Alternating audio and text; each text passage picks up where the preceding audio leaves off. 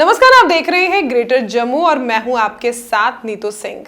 Podcast #Jammu dude में आप सभी दर्शकों का एक बार फिर से स्वागत है। हमारे पॉडकास्ट सीरीज को आपने बेपनाह प्यार दिया और इसी प्यार को आगे बढ़ाते हुए आज मैं आपकी फिर से एक बार ऐसी शख्सियत से मुलाकात कराने जा रही हूं जो पीछे रहकर काम बहुत करते हैं और अपने नाम को बनाने के लिए हर मुमकिन प्रयास कर रहे हैं। मैं बात आज अलग तरीके से करूंगी। मैं बात करूंगी डांस फॉर्म की, और कथक एक ऐसा डांस फॉर्म है जिसे करना बहुत ही मुश्किल काम रहता है। और ऐसे में इस कथक को करना सबसे मुश्किल तब हो जाता है जब कोई लड़का इसे परफॉर्म कर रहा है, क्योंकि वो मुद्राएं, वो पोस्चर्स, वो किस तरह से उसको दिखाना, वो एक अलग सा रह जाता है। लड़कियां अमूमन तौर पे जो है कथक बड़ी आसानी से सीख लेती हैं, लेकिन लड़कों के लिए कहीं ना कहीं ये एक टफ जॉब भी रहता है। इसी बात को बड़ी बखूबी तरीके से आगे ले जाते हुए इन्होंने 18 साल से खुद तो कथक सीखा ही सीखा, साथ में बच्चों को भी जो है कथक सिखाया है। तो चलिए मैं आपको अब नाम भी बता देती हूँ। इनका नाम है नृत्यश्री दीपक दत्ता जी। तो बातचीत करते हैं इनके इस 18 साल के सफ़र के बारे में, किस तरह से इस सफ़र की तरफ इनका रुझान हुआ। एक्चुअली में ये एक आर्किटेक्ट हैं, लेकिन कथक की तरफ ये किस तरह से मुड़ गए। आइए इन्हीं की जुबानी जानते हैं इन्हीं से। सर, ग्रेटर जम्मू के चैनल में आपका स्वागत है। Thank you so much Neetu ma'am and greater Jammu का कि उन्होंने मुझे मौका दिया आपके इस पॉडकास्ट में आने का। सर, सबसे पहले तो मैं जानना चाहूंगी, आप आर्किटेक्ट हैं और आर्किटेक्ट बहुत बड़ा एक प्रोफेशन माना जाता है। काफ़ी अगर बात की जाए तो बहुत ही एक डेजिग्नेटेड प्रोफेशन है, लेकिन उसके साथ उसको आप पीछे रखकर आप कथक की तरफ आ गए, आप डांस टीचर बन गए और वो भी कथक टीचर। ये सफ़र कैसे शुरू हुआ? मैम मैं अमूमन कहता हूँ कि दीपक से नृत्यश्री दीपक बनने की जर्नी इतनी आसान नहीं थी। अब मैं इकलौता बेटा हूँ घर का, तो एक हर पेरेंट का सपना होता है कि हाँ जी हमें अपने बच्चे को ये बनाना है वो बनाना है। तो मेरे तो शायद पंख कहीं और थे, बट पेरेंट के पापा के डर से मैंने आर्किटेक्चर इंजीनियरिंग किया। लेकिन उसके बाद हाथ पैर मारने में बहुत पड़े, क्योंकि आर्किटेक्चर इतनी जम्मू में इतना उसका स्कोप नहीं है, तो बाहर मैं जा नहीं सकता था। सो आई ऑप्टेड डांस। मैं सीख तो पहले रहा ही था, लेकिन बाद में जब मैंने एक इवेंट का हिस्सा लिया तो मेरे गुरुजी पंडित नारायण प्रसाद जी, उन्होंने मुझे बोला कि विधिवत शिक्षा लो इसकी, मैं गुरु शिष्य परंपरा के अंतर्गत आपको सिखाऊंगा। बस वहीं से यात्रा शुरू हुई। फिर एकदम से एक नया मोड़ आया और हम परफॉर्मर बन गए। जैसे आपने कहा कि आप 18 साल से इसके साथ जुड़े हुए हैं, आप बतौर अब टीचर के तौर पे आप काम कर रहे हैं, तो कितना टफ रहता है? क्योंकि जैसे मैंने कहा, लड़कियों के लिए बहुत इजी होता है किसी भी डांस फॉर्म को अपना लेना, क्योंकि उनकी बॉडी पोस्चर्स ही ऐसे होते हैं, उनकी बॉडी थोड़ी फ्लेक्सिबल होती है, लेकिन लड़कों की बॉडी हार्ड होती है। तो वो मुद्राएं, वो पोस्चर्स लेना, वो डांस सीखना, वो स्टेप सीखना, वो कितना टफ रहता है? बात ये है कि चाहे लड़की है या लड़का है, सीखने में जैसे आप बोल रहे हैं नज़ाकत या बॉडी पोस्चर्स या जेस्चर्स के लिए, तो उसमें दोनों को ही उतना ही अभ्यास चाहिए। फ़र्क इतना है, लड़कियों में जो जन्मजात चीज़ है उसकी वो इतनी कदर नहीं करते, लेकिन लड़कों में वो जब चीज़ डेवलप हो जाती है सीखने के अंतर्गत, तो वो चीज़ ज़्यादा देर तक रहती है और परफॉर्मेंस में उनकी ग्रेस बहुत ज़्यादा आती है। और जहाँ तक रही कितना टफ़ है सीखना या सिखाना, तो मैं आपको एक बात कहूँ कि एक बार जब इंसान ठान लेता है कि मुझे वो चीज़ सीखनी है, खासकर डांस फॉर्म जैसे आप शास्त्रीय नृत्य की बात कर रहे हो, तो वो अब इम्पॉसिबल नहीं है, क्योंकि बहुत से ट्रेडमार्क्स नॉट इन जम्मू, बाहर के जैसे हैं लोग, वो जो सीख रहे हैं और बहुत ज़्यादा अपना नाम कमा रहे हैं, वो लड़कियों से ज़्यादा लड़के ही हैं। सर, जिस तरह से आपने कहा कि आप 18 साल से इस फील्ड के साथ जुड़े हुए हैं, कैसे, मतलब आपका नाम है दीपक दत्ता और फिर आपको एक खिताब मिला नृत्यश्री दीपक दत्ता, तो इसके पीछे की कहानी क्या है? हिमालयन कल्चरल फेस्टिवल जो रेक कांगड़ा में होता था, स्टार्टिंग में वो एक नेशनल फेस्टिवल था। उसके 3 हिस्से मैंने किए and by the grace of lord Nataraj and my parents मैं फर्स्ट आया उसमें। जब उनका event international Himalayan cultural festival बना तो उसमें भी मैं हिस्सा बना।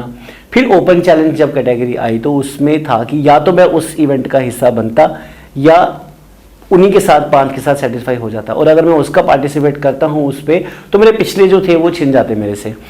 तो डर तो था कि अब कर पाऊँगा या नहीं कर पाऊँगा। तो फिर उस टाइम पे मैंने एक बहुत चर्चित मूवी थी देवदास, तो उसमें पंडित बिरजू महाराज जी का ही कोरियोग्राफ किया हुआ ढाई शाम रोक लई था, तो मैंने उस पर परफॉर्म किया and Yes, Nrityashree Deepak Datta from Jammu and Kashmir got entitled as Nrityashree at International Himalayan Cultural Festival और वो नाम जुड़ गया उसके साथ फिर अब मेरे बस तब से फिर सफर शुरू हो गया। सफ़र शुरू हो गया। तो डांस फॉर्म आप सिखाते हैं, लड़कों को सिखाना टफ रहता है या लड़कियों को? लड़कियों को। क्यों? हम जब किसी को सिखा रहे हैं उसको टच भी किया जाएगा, उसकी मूवमेंट्स में सुधार भी किया जाएगा, उसको ठीक से फिनिशिंग जब देनी है या कुछ करनी है, तो जो ये है ना एक माइंडसेट कई लोगों का, ना जी टच नहीं करना है, ये नहीं करना है, वो नहीं करना है, वो एक सोच गंदी उनकी बैठ चुकी है दिमाग में। वो चीज़ कहीं ना कहीं हमारी वर्क प्लेस पे हमको अफेक्ट कर जाती है। लड़कों को हम सिखा सकते हैं, दैट्स कूल, बट मैं उन चीज़ों से थोड़ा सा हट के सोचता हूँ।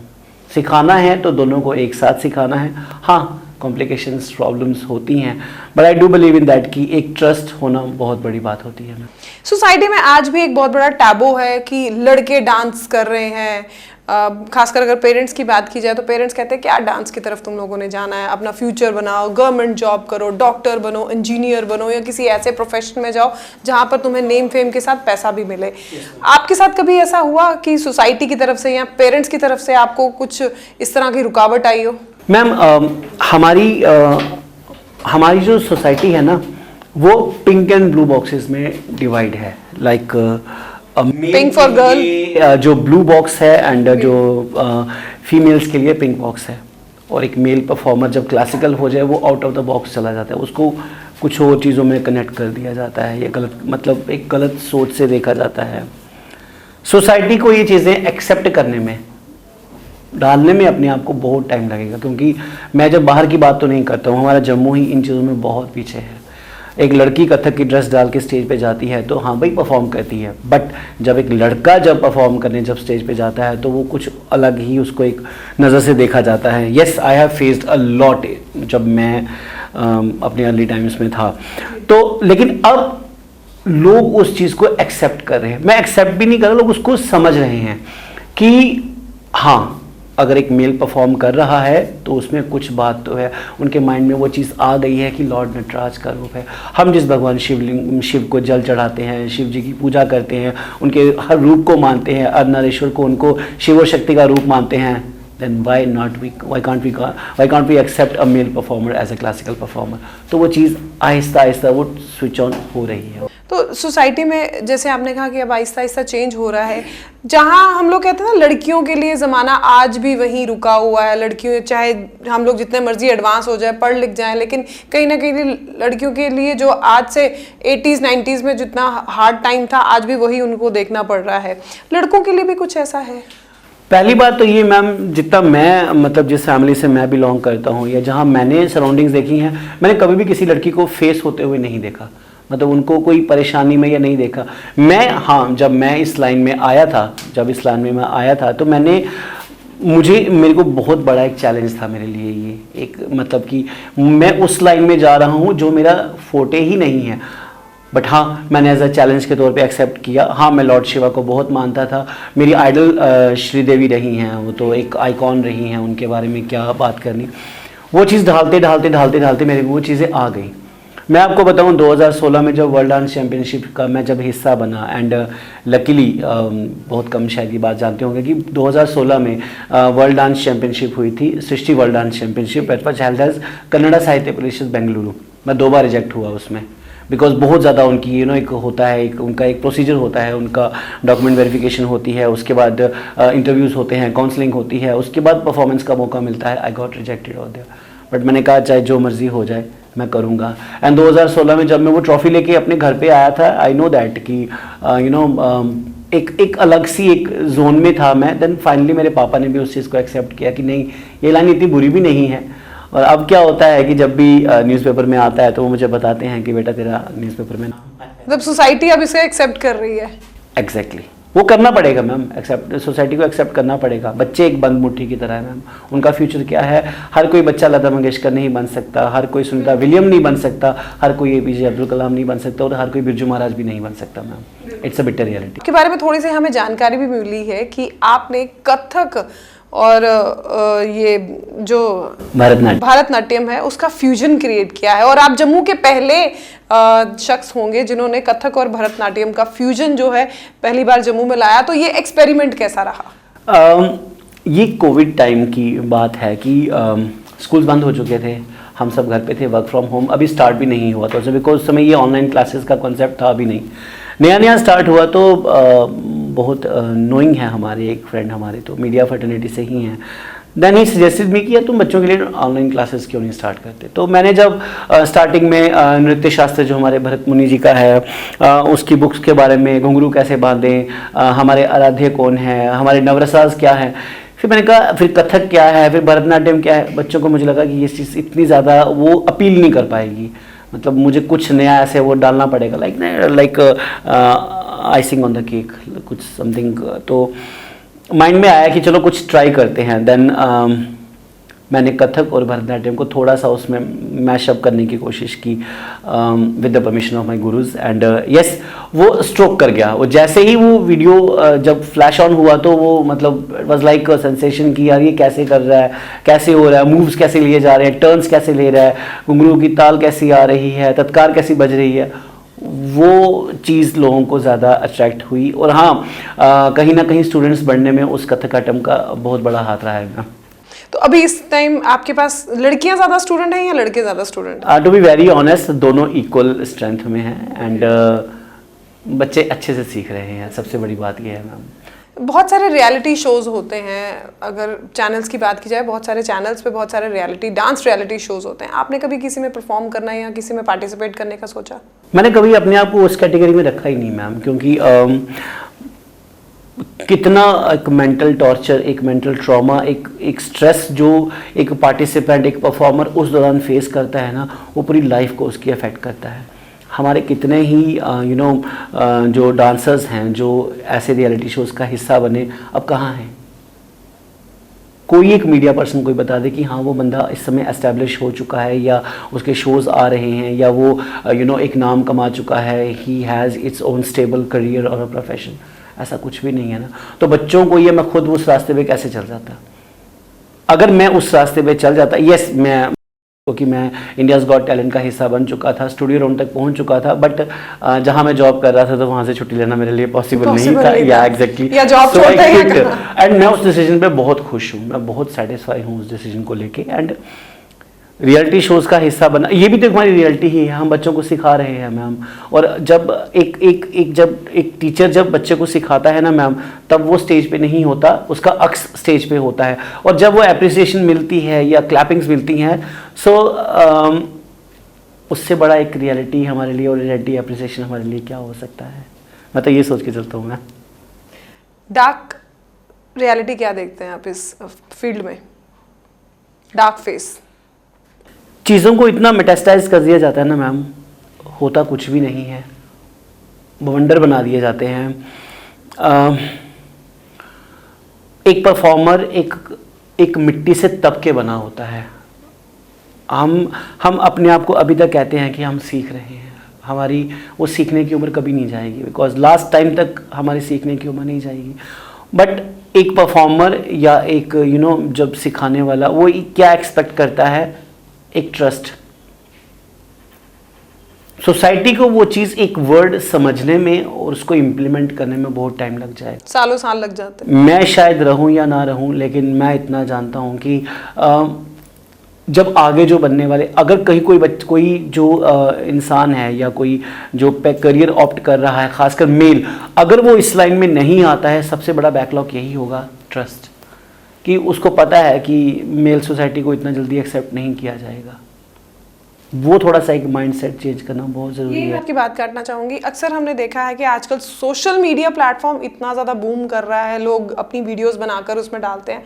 खासकर अगर मैं मेल डोमेन की बात करूँ तो जब मेल कोई भी मेल फीमेल डोमेन में एंटर करता है तो कमेंट्स बड़े नेगेटिव आते हैं, लोगों के बड़े सारे कमेंट्स। हार्डली 100% में से 90% लोग ऐसे होते हैं जो नेगेटिव कमेंट देते हैं, 10% ही लोग ऐसे होते हैं जो बूस्ट करते हैं। उस चीज़ को आप कैसे देखते हैं? सबसे बड़ा रोग क्या करेंगे लोग मैम? और आप ये देखिए ना कि एक हमारी जो नेगेटिव जो पब्लिसिटी है ना वो हमारे लिए ही पॉजिटिव बन जाती है। अगर कोई चीज़ नेगेटिव है सोशल मीडिया का, आप ये चीज़ भी देखेंगे, जितना अच्छा होगा वो कम होगा, जो जितना बुरा होगा उसको ज़्यादा उसको फ्लैश ऑन किया जाएगा, उसको ज़्यादा पॉजिटिव पॉइंट। या एग्जैक्टली। और जो उनके नेगेटिव रिमार्क्स हैं ये कहीं ना वो उनके दिमाग की वो दिखाती है सोच, क्या बना है यार, ये क्या दिख रहा है यार, ये क्या कर रहा है, वो कर रहा है। एक बार होगा, 2 बार होगा, 3 बार होगा, चौथी बार में ऐसा नहीं यार ही इज़ अ गुड। मैंने खुद फेस किया है इसको। मेरे बहुत से लोग ऐसे हैं मेरे सर्कल में कि जो पहले उनके विचार कुछ और थे, लेकिन आहिस्ता आहिस्ता मैंने उनकी ही वॉल पे अपने वीडियोस को शेयर होते हुए देखा है मैम। सो अच्छा लगता है, मैं उनके कॉम्प्लीमेंट्स को भी हार्टेडली एक्सेप्ट करता हूँ कि जो दिखता है वही दिखता है मैम, बुरा तो कोई वर्ड ही नहीं है हमारे लिए अब।